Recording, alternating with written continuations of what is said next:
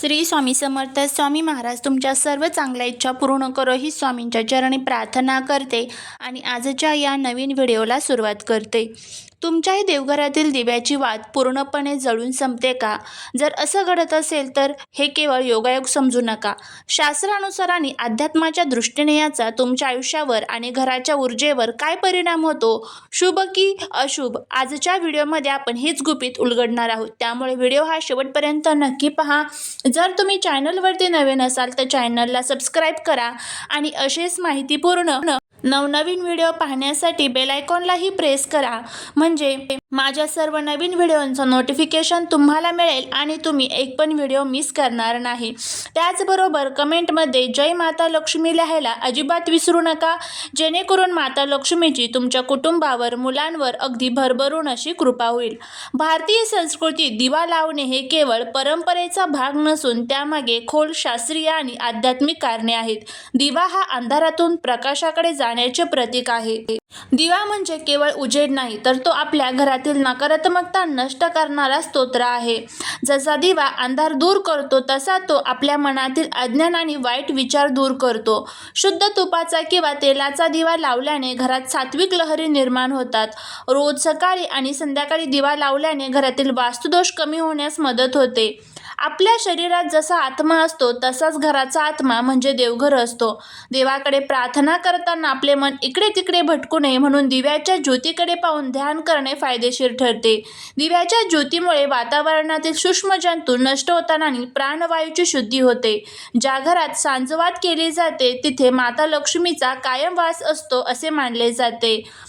दिवा लावणे ही केवळ एक धार्मिक कृती नसून त्यामागे वैज्ञानिक आणि आध्यात्मिक पाया आहे. घरात दिवा लावल्याने प्रामुख काही खालील जे बदल आहेत तर ते आपल्या घरात घडत असतात. नकारात्मक ऊर्जेचा नाश होतो. घरामध्ये कोपऱ्यात साठलेली नकारात्मक ऊर्जा किंवा वास्तुदोष दिव्याच्या ज्योतीने नष्ट होतात. दिव्याची ज्योत ही अग्नीचे प्रतीक आहे, जी वातावरणातील जडत्व जाळून टाकते आणि घरात उत्साह निर्माण करते. जर तुम्ही शुद्ध तुपाचा किंवा तिळाच्या तेलाचा दिवा लावत असाल तर त्यातून निघणारा धूर आणि सुगंध वातावरणातील सूक्ष्म जंतू नष्ट करण्यास मदत करतो. यामुळे घरातील हवेची गुणवत्ता सुधारते आणि श्वास घेण्यास प्रसन्न वाढते. दिव्याकडे काही वेळ शांतपणे पाहिल्यास मनातील विचारांचा गोंधळ कमी होतो. घरातील सदस्यांमधील चिडचिड कमी होऊन शांतता प्रस्थापित होते. सायंकाळी सांजवात केल्याने दिवसभराचा ताण हलका होण्यास मदत होते. ज्या घरामध्ये नियमितपणे सकाळ संध्याकाळ दिवा लावला जातो तिथे माता लक्ष्मीचा वास असतो. दिवा हा मांगल्याचे प्रतीक आहे, ज्यामुळे घरातील दरिद्रता दूर होऊन प्रगतीचे मार्ग खुले होतात.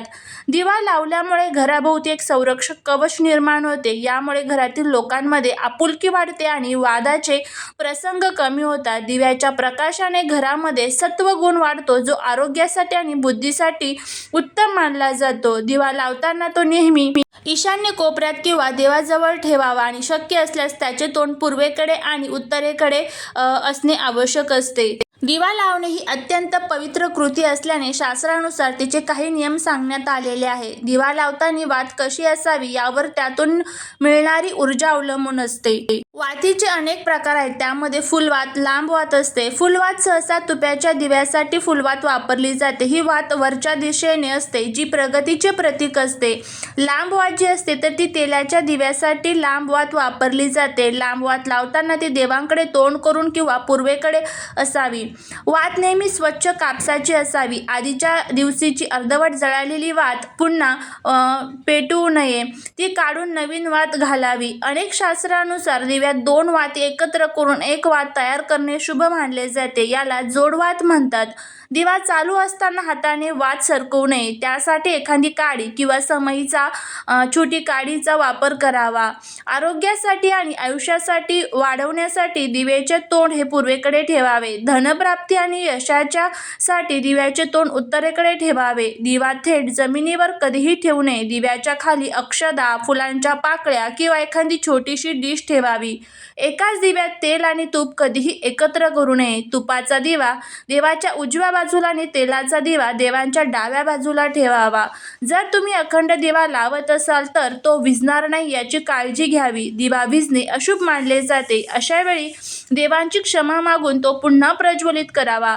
सूर्योदयापूर्वी आणि सूर्यास्तानंतर दिवा लावणे अत्यंत फलदायी मानले जाते. दिवा कधीही फुंकर मारून विझवू नये, यामुळे दोष लागतो.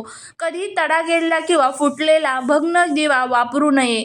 एका जळत्या दिव्यावरून दुसरा दिवा लावू नये, यामुळे आर्थिक समस्या उद्भवू शकतात असे मानले जाते. प्रत्येक दिवा स्वतंत्र आगपेटीच्या काडीने किंवा निरंजनाने लावावा. अर्धवट जळालेल्या किंवा दिव्याच्या उरलेल्या काळ्या वातीबाबत शास्त्रात आणि स्वच्छतेच्या दृष्टीने काही विशिष्ट संकेत दिले आहेत. अनेक जण या वाती कचऱ्यात फेकून देतात, पण तसे करणे अयोग्य मानले जाते. अर्धवट जळालेल्या वातीचे काय करावे? दिव्याची वाती देवासमोर प्रज्वलित केलेली असते, त्यामुळे तिला पवित्र अग्नीचा स्पर्श झालेला असतो. अशा वाती थेट डस्टबिनमध्ये किंवा घाणीत फेकणे देवाचा अपमान मानला जातो. यामुळे घरातील सकारात्मक ऊर्जा अडथळा येऊ शकते. जर तुमच्याकडे जास्त वाती जमा झालेल्या असतील तर त्या एखाद्या वाहत्या पाण्यात विसर्जित कराव्या. जर वाहते पाणी उपलब्ध नसेल तर घराजवळील कोणत्याही पवित्र झाडाच्या मुळाशी तुळस सोडून इतर झाड खड्डा करून तिथे त्या गाडून टाकाव्यात. यामुळे मातीत त्या विरघळून जाऊ शकतात. काही घरामध्ये साठवलेल्या सर्व जुन्या वाती एकत्र करून कापूर टाकून त्या जाळल्या जातात आणि त्याची राख झाडांना घातली जाते. याला अग्निविसर्जन म्हणतात. यामुळे त्या वातींचा अनादर होत नाही. सर्वात महत्त्वाचा नियम म्हणजे कालची अर्धवट जळालेली वात आज पुन्हा पेटू नये. वात एकदा विझली की तिचे कार्य संपलेले असते. नवीन दिवशी नवीन वात लावणे हे नवीन ऊर्जेचे प्रतीक आहे. जुनी काळी वात तशीच ठेवून त्यावर नवीन तेल टाकून दिवा लावणे घरात दरिद्रता येते असे मानले जाते. जुन्या वाती काढल्यानंतर दिवा कापसाने किंवा कपड्याने स्वच्छ पुसून घ्यावा आणि मगच नवीन वात लावावी. जळकट वातीचे अंश दिव्यात राहू नयेत, कारण त्यामुळे दिव्याच्या ज्योतीवर परिणाम होतो.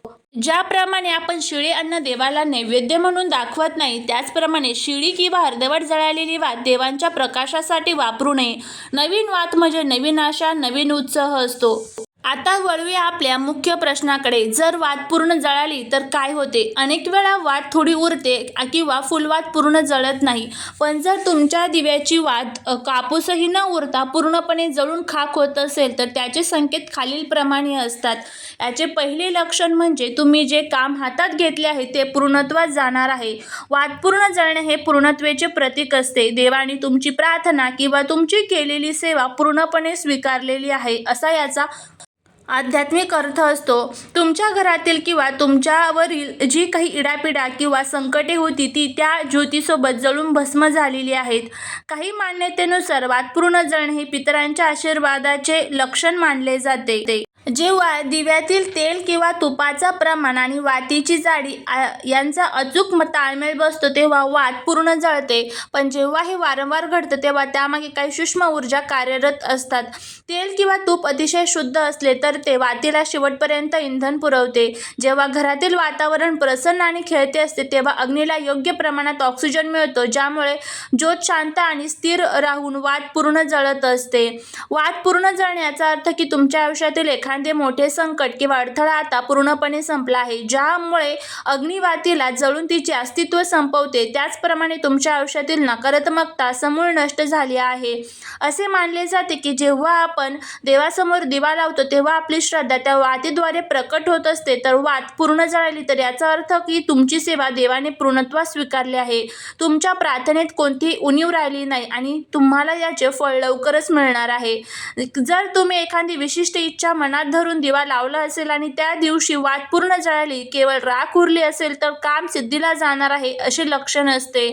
त्याचबरोबर जर वात जाड आणि काळी उरली तर समजावे की घरात अजूनही काही नकारात्मक ऊर्जा किंवा ऊर्जा शिल्लक आहे. जर दिव्यामध्येच विझला तर मनातील अस्वस्थतेचे किंवा कामात येणाऱ्या अडथळ्यांचे लक्षण असू शकते. वात पूर्ण जळण्याची काय करावे? कृतज्ञता व्यक्त करा. देवाचे आभार माना की तुमची पूजा यशस्वी झाली. याचा अर्थ असा नाही की आता दिवा लावणे सोडून द्यावे, उलट तुमची सात्विकता वाढली आहे ती टिकवून ठेवा. वात जळाल्यानंतर ती थोडीशी राख उरते, ती विभूती म्हणून कपाळाला लावणे अत्यंत शुभ मानले जाते.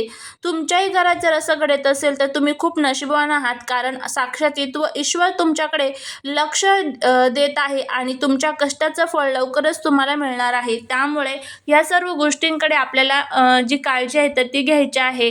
जर वात पूर्ण जळत असेल तर नक्कीच तुम्हाला त्याचा फायदा होईल. पण जर तुमची वात पूर्ण जळत नसेल तर सांगितलेल्या ज्या गोष्टी आहेत तर त्या लक्षात ठेवा आणि त्याच पद्धतीने दिवा लावा. नक्कीच तुमची सुद्धा पूजा सफल होईल. श्री स्वामी समर्थ.